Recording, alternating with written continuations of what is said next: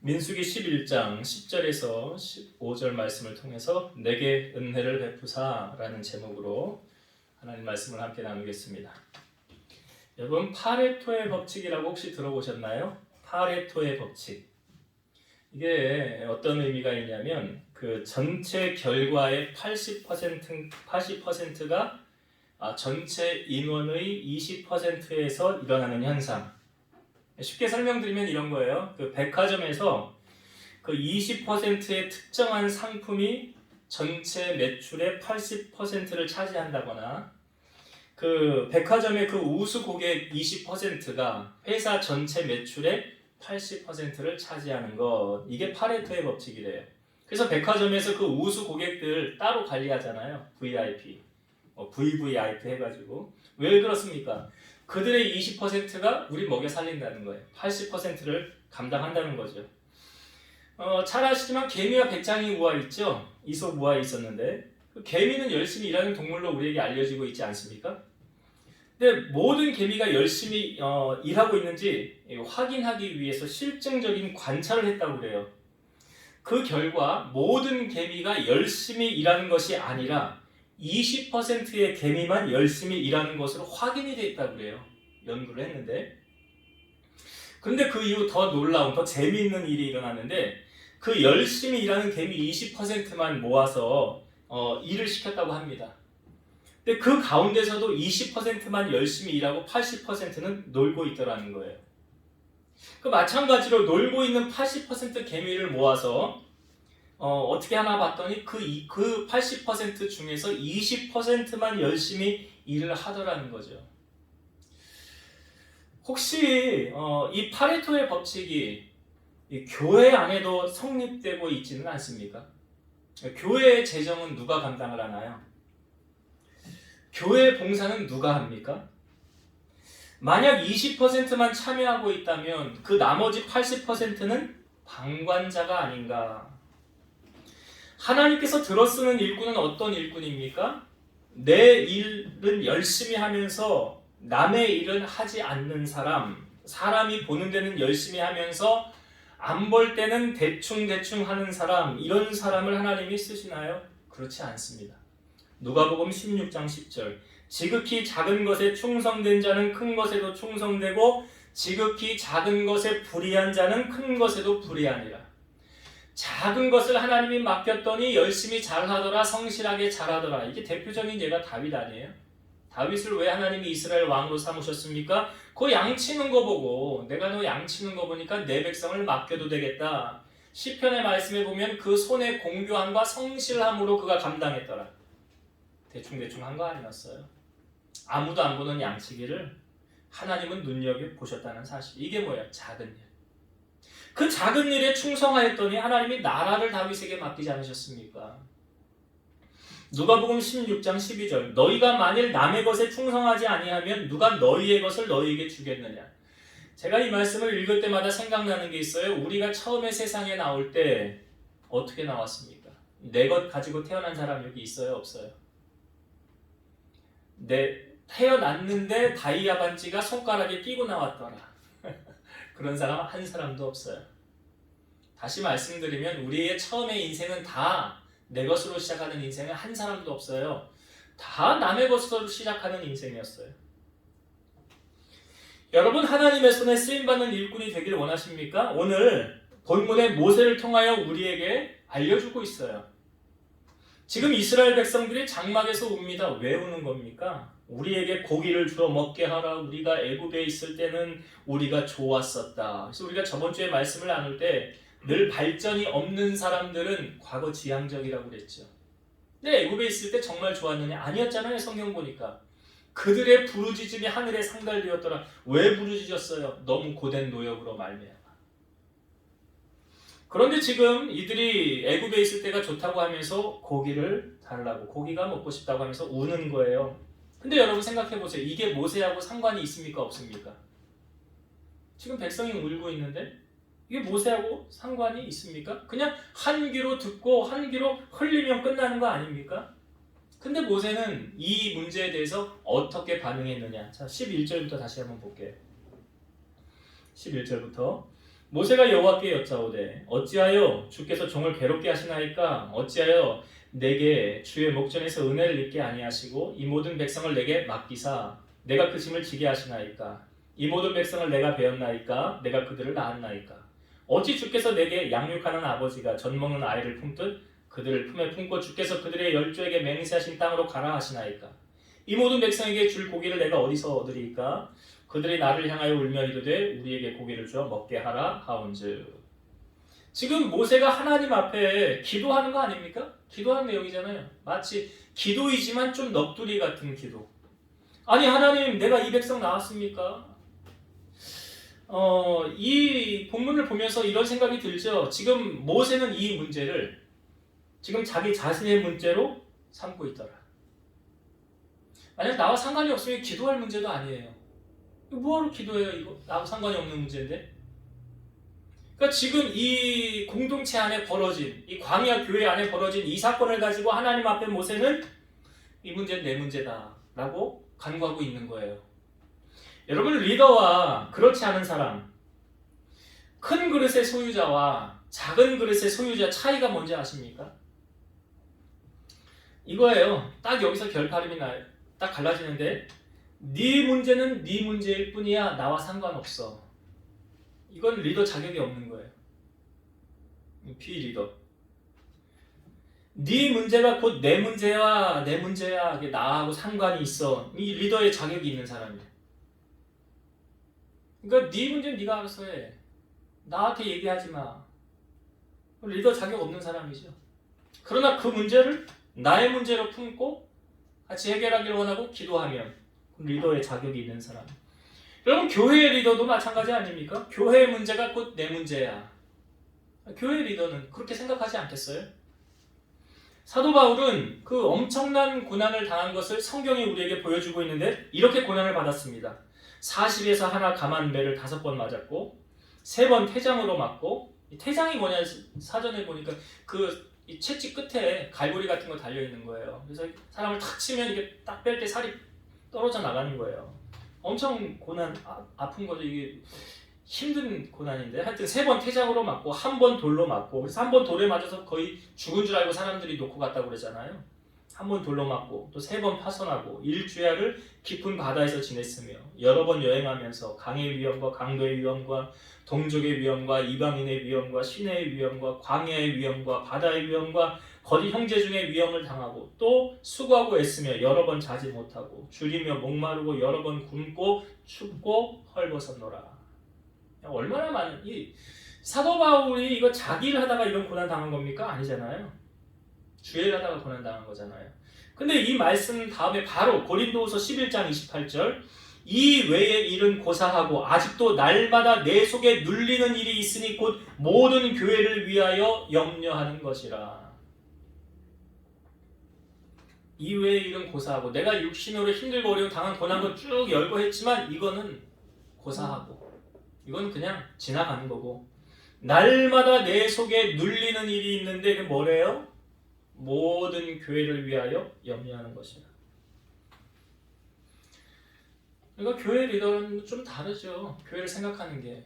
이찬수 목사님이 그 설교할 때 그러더라고요. 자기가 지금까지 분당 우리 교회가 이렇게 대형 교회잖아요. 교회들 지금 뭐 분립 개척해서 29개 교회 분립 개척 교회도 하고.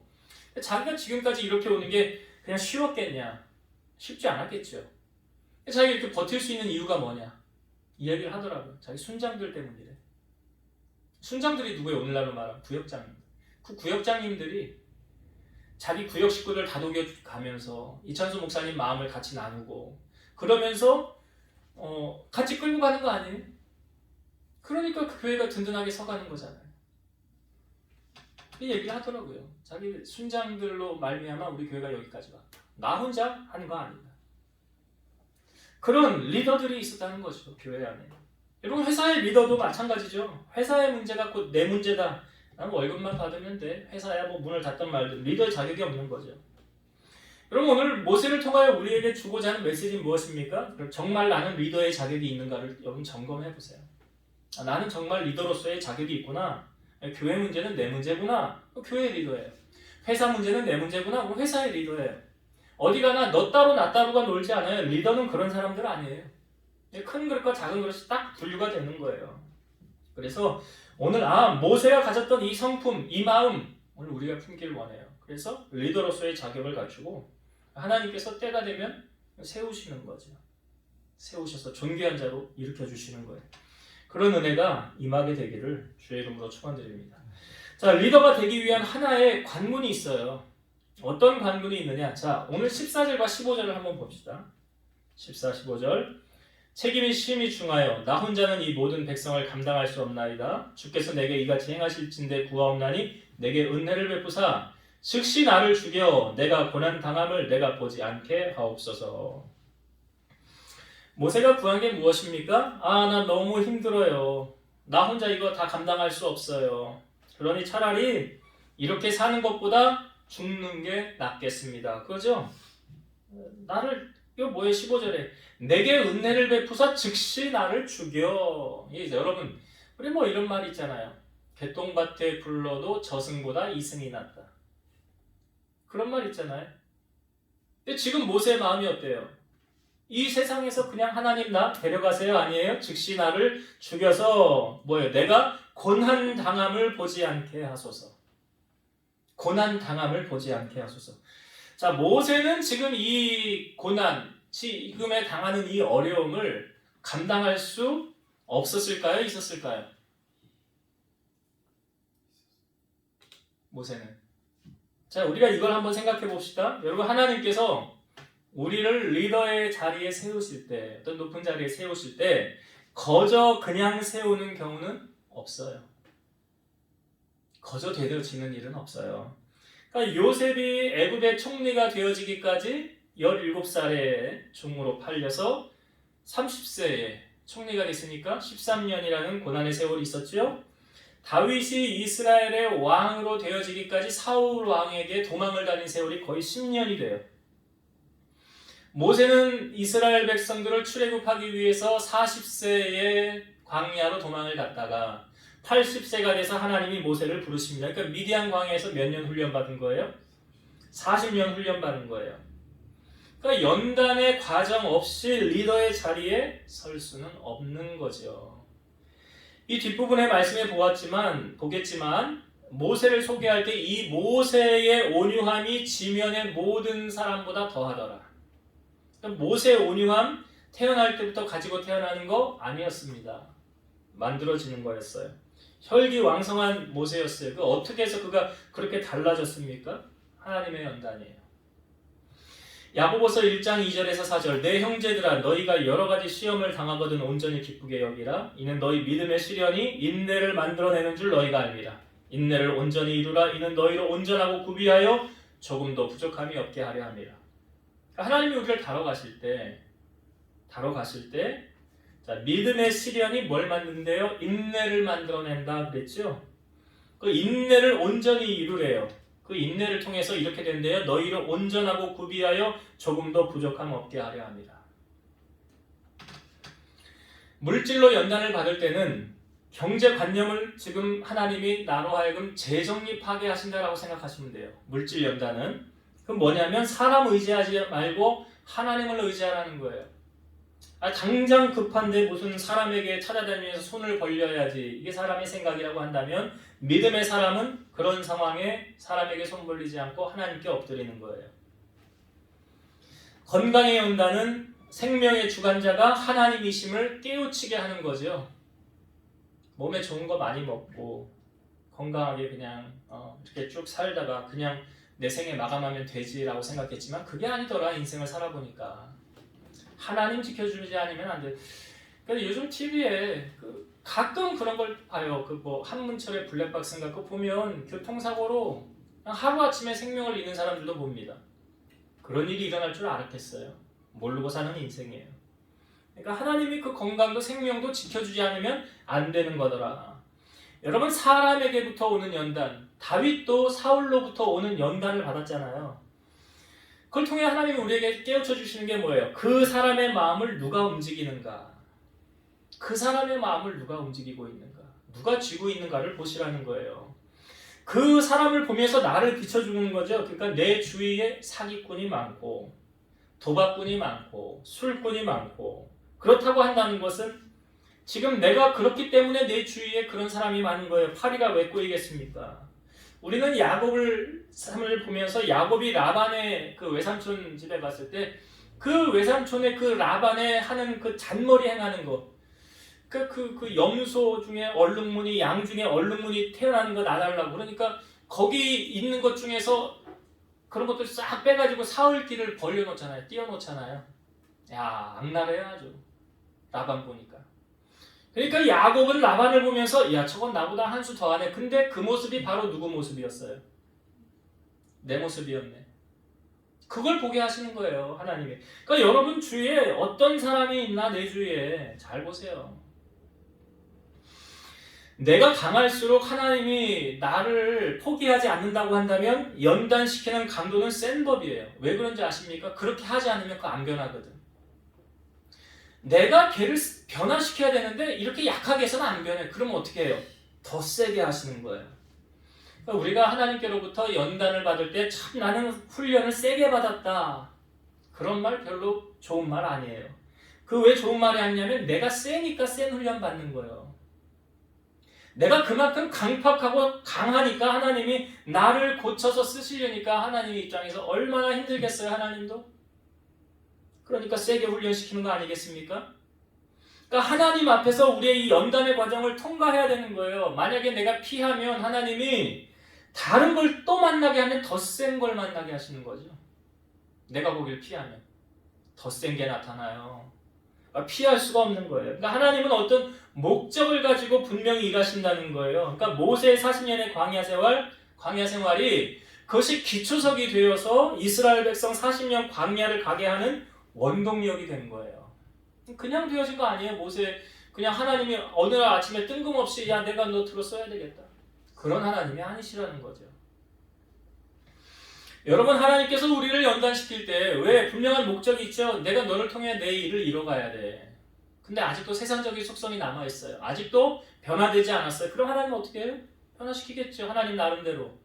하나님의 훈련이에요. 이게 뭐예요? 연단이에요. 연단이라고요. 그러니까 우리가 하나님께로부터 연단을 받을 때 어떻게 하면 빨리 끝날 수 있는 줄 아십니까? 나 죽었어요. 모세처럼 지금 이렇게 하면 돼요. 아유 나를 그냥 죽여주세요. 나를 그냥 내가 아직도 불쑥불쑥 화가 나고 혈기가 난다는 건 아직 내가 살아있는 거예요. 지금 우리가 모세를 통하여 볼 수 있는 거잖아요. 하나님 나 그냥 죽여주세요. 하나님 나 그냥 죽여주세요. 그냥 나 데려가세요. 제가 개척을 하면서 20년이 지금 왔는데 저에게도 이런 세월이 없었겠습니까? 제가 이 모세를 보면서 충분히 이해를 합니다. 충분히 이해를 해요. 하나님 나 그냥 데려가시는 게 좋겠어요.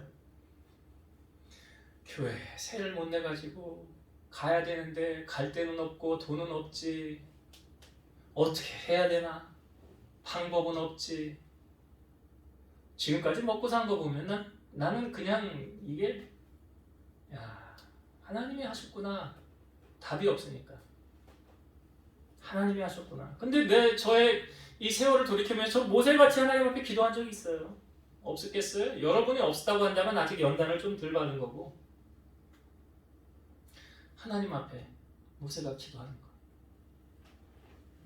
근데 분명한 건 있죠. 그 과정 끝에 분명히 하나님의 목적이 있다. 우리가 이 말씀을 읽고 제가 말씀을 마치려고 그러는데요. 베드로전서 5장 6절입니다. 그러므로 하나님의 능하신 손 아래에서 겸손하라. 때가 되면 너희를 높이시리라. 한번 다시 읽어볼까요? 그러므로 하나님의 능하신 손 아래에서 겸손하라. 하나님의 능하신 손 아래에서 겸손하라는 건 하나님이 나를 훈련시키고 다듬어 가실 때 그때 말하는 거 아니에요? 그때 뭐 하래요? 겸손히 죽어 있어라 그냥. 나 죽었네. 그리고 하나님만 바라보는 훈련. 우리가 요셉을 통하여 볼 수 있잖아요. 억울한 누명을 쓰고 감옥에 들어갔을 때 요셉이 그 술 맡은 관원장을 의지하려고 했던 그 모습. 이건 아닌데 우리가 보지만 왜? 요셉이 내일 일을 알 수 없으니까 평생을 그냥 감옥에서 있다가 나와야 될 수도 있으니까. 그러니까 보이니까 사람이 권력 있는 사람 의지하고 도와달라고 그러지 않겠어요? 하나님 그거 기뻐합니까? 안 기뻐하죠. 그래서 성경에 보니까 그 술 맡은 관원장 나가서 그 머릿속에서 요셉의 생각을 누가 지워요? 하나님이 지워버리. 생각도 지워버리세요. 그리고 언제 다시 생각나게 하십니까? 바로가 꿈을 꿨을 때 요셉 생각나게 하시잖아요. 그러니까 뭐예요? 하나님의 능하신 손 아래에서 하나님 나를 아직 때가 안 되고 다듬어 가시려고 한다면 그냥 나 죽었네. 겸손함의 훈련. 그게 필요한 거 아니겠어요? 겸손하라. 그 다음에 나오는 말씀에 때가 되면 너희를 높이시리라. 그때는요. 하나님의 때잖아요. 우리의 때가 아니에요.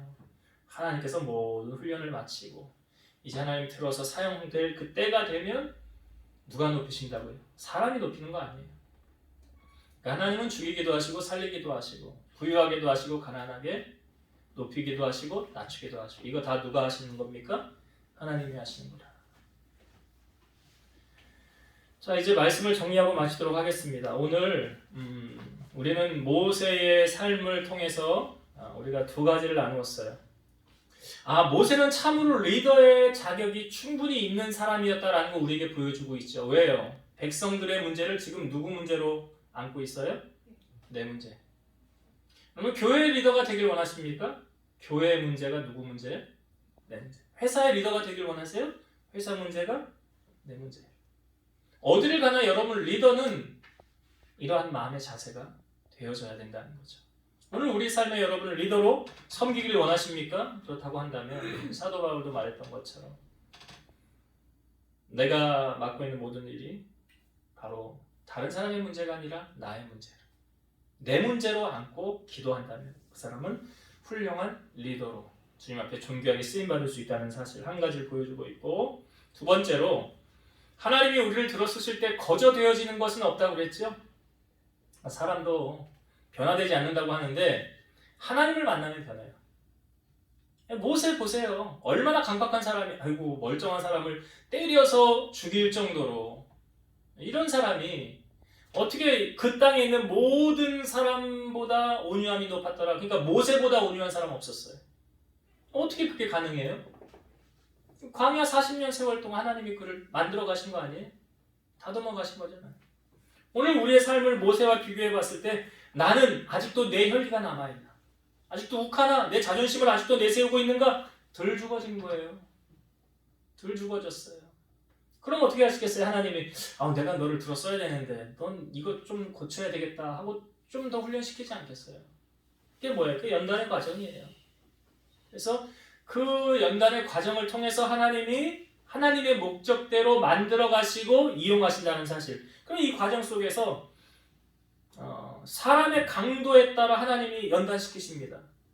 센 사람은 어떻게 하겠어요? 세게.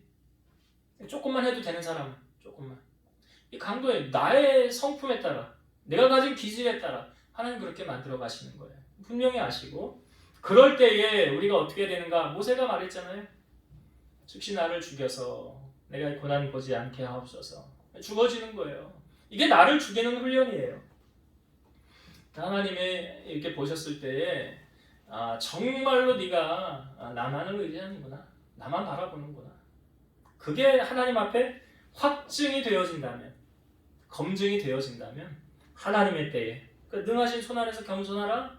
때가 되면 너희를 높이시리라. 하나님의 때에 반드시 들어서 사용하신다는 사실. 그렇다고 한다면 여러분, 그 하나님이 들어쓰는 때가 빨리 되길 원한다면 어떻게 하면 될까요? 빨리 죽어줘야지. 내가 빨리 죽어줘야지.